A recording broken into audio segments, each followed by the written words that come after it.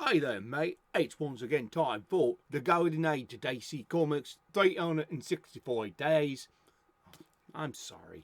I, I was thinking about Madonna and that time she was married to Guy Ritchie and she thought she was British for about a decade in the 90s.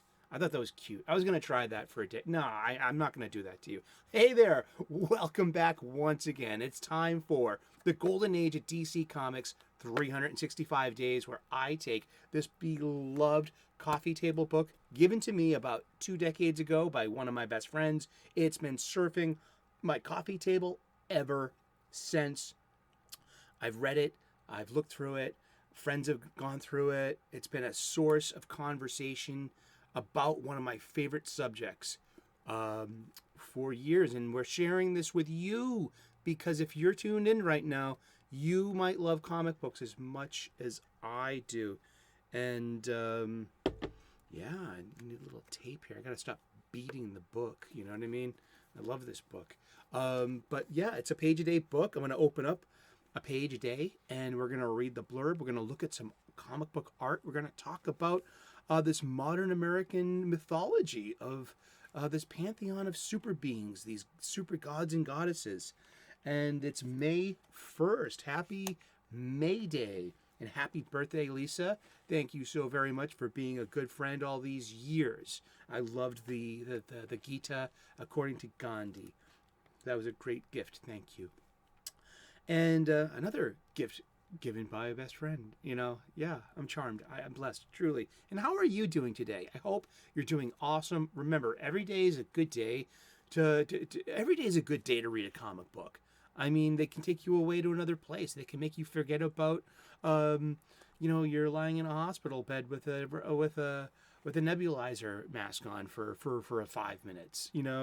Something like that. And but here, let's get to it. All right, it's May 1st. This is Story and Art by Ed Winiarski from Adventure Comics number 42 from September of 1939.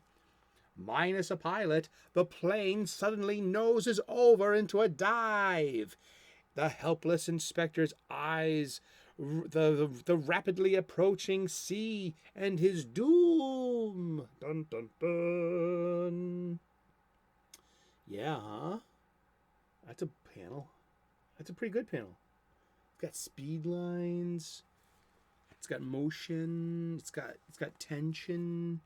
It's a cliffhanger, I guess. Okay. You know what?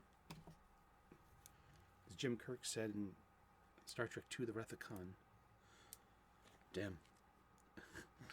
More aviation fun from artist Ed Winiarski, who seemed to specialize in that sort of thing. In this scene from an episode of Barry O'Neill, the hero's colleague, Inspector Legrand, is in a spot. He's kidnapped by Tunisian thugs and tossed into a waiting plane. The inspector can only look on helplessly as someone grabs the landing gear, climbs onto the wing, and shoots the pilot.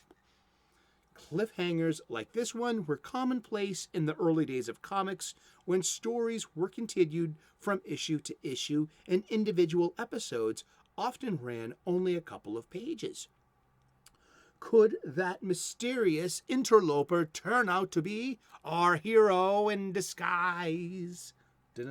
Or our hero in disguise? Because you're on a plane. You get it? It's a pun. I'm always thinking about a dumb joke. It's a sickness. It really is. But it's May 1st. Yeah, and that's our panel for today. Yeah, it's from Adventure Comics. It's from 1939. We had not entered we had entered World War II yet. We just came out of the Great Depression, and comic books were 10 cents. And 10 cents today from 1941 or 1940 is $1.99 today. And they were also sold at newsstands and on spinner racks and stores. And so there was just a different marketplace for comic books back in the day. And now it's different. We call it the direct market. are comic book stores. And we also get it from, I think Amazon and trade paperback form. And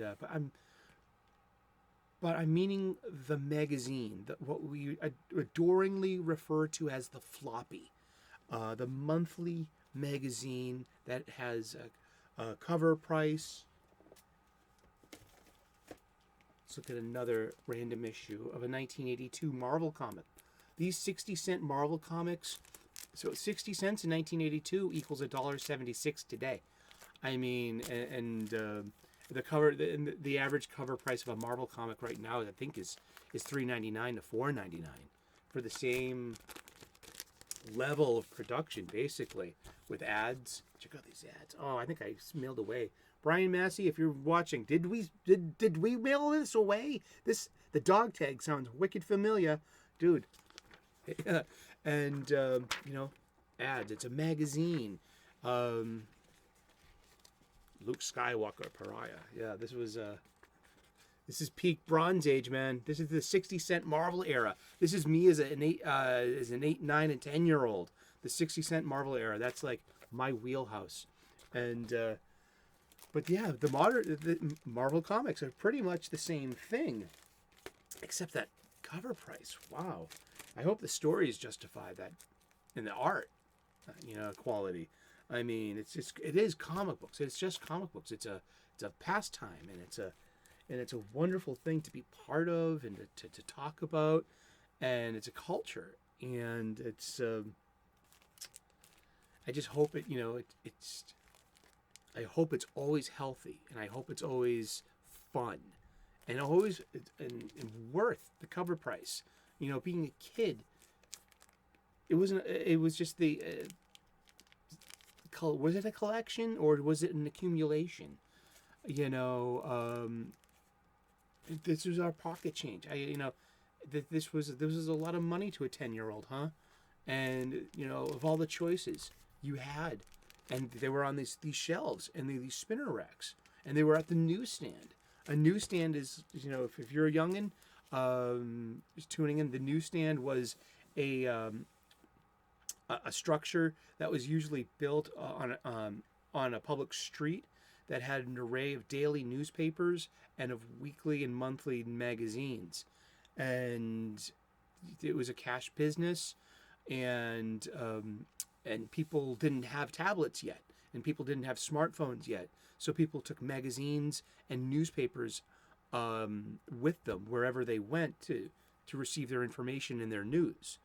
And one of the many publications were comic books, and that goes all the way back to the Golden Age. And let's put down that Bronze Age, baby, and talk more about the Golden Age of DC Comics, which runs from 1938 to 1955. And I'll accept that. I'm sticking to that one. I will respect the Atom Age, yet I won't use it. The Bronze Age begins in 1956, goes to 1970. That's the Silver Age. The Silver Age of comics from 1956 to 1970. The Bronze Age is between 70 and then I'll say 85. Yeah, and then the Copper Age can last from 1985 until 2000, in my opinion, because 2000 to 2015 is its own era, and we need to come up with a name. And that's how does that sound? If you like this kind of this conversation and the talk about the ages of comic books, I would love to see, a Copper Age between 1985 and 2000. It encompasses a lot, and the Image explosion, the speculator implosion, and its rebirth with DC and Marvel comic books, superhero comic books, with Warren Ellis, Mark Millar, Grant Morrison, just these dynamic artist and writer-artist combinations. And it was just a wonderful time to be a comic books fan, and it all started way back in the Golden Age.